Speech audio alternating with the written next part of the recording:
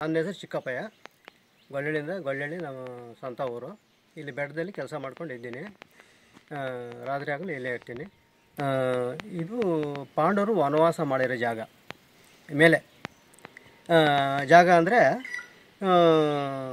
ಆ ಸ್ವಾಮಿ ಹೊಸ್ದಾಗಿ ಉತ್ಪತ್ತಿ ಆದಾಗ ಯಾರಿಗೂ ಗೊತ್ತಿಲ್ಲ.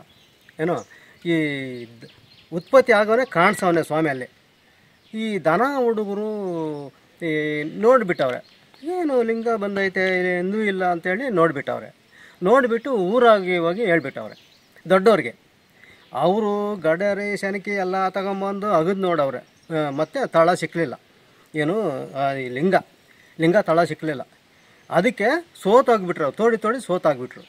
ಸೋತೋಗಿ ಒಂದು ಮಗನ ಕುಂಡ್ರಿಸಿ ಕೇಳಿಸ್ಕೊಂಡ್ರು, ಏನು ಸ್ವಾಮಿ ಏನೋ ಹೇಳು ನೀನು, ನಮ್ಮ ಸಾಧ್ಯವಿಲ್ಲ, ತೊಡೋಕ್ಕಾಗಲಿಲ್ಲ ಅಂತ ಆ ಮಗ ಅಂದಂತೆ. ಆ ಮಗದ ಮೇಲೆ ಬಂದು ನೋಡು, ನಾನು ಅವರು ಊರಿಗೆ ತಗೊಂಡೋಗಿ ಪೂಜೆ ಮಾಡಬೇಕು ಅಂತ ಇದ್ರಂತೆ ದೊಡ್ಡವರು.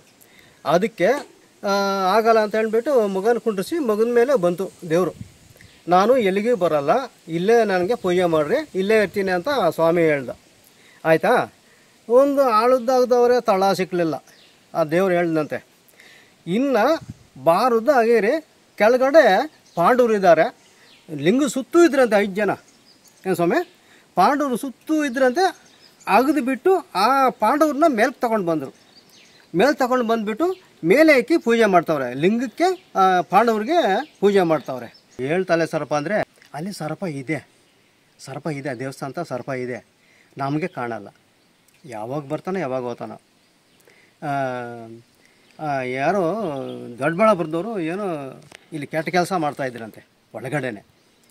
ಒಳ್ಳೆ ಟೈಮ್ನಾಗೆ ಏನೋ ಇಷ್ಟು ಉದ್ದೈತೆ ಅಂತೆ, ಹಿಂಗೆ ಎತ್ತುಕೊಂಡು ಬಂತಂತೆ. ಬಂದುಬಿಟ್ಟಾರೆ ಕೆಳಕ್ಕೆ. ಎಲ್ಲ ಬಿಟ್ಬಿಟ್ಟು ಸಾಮಾನಲ್ಲಿ ಬಿಟ್ಬಿಟ್ಟು ಸ್ವಾಮಿ ಅಂತ ಮುಕ್ಕೊಂಡು ಬಂದುಬಿಟ್ಟಾರೆ. ಸರ್ಪ ಇರೋದೇ ನಿಜನೇ ಅಲ್ಲಿ. ಪಾಂಡವರು ವನವಾಸ ಮಾಡಿರೋ ಜಾಗ ಅದು.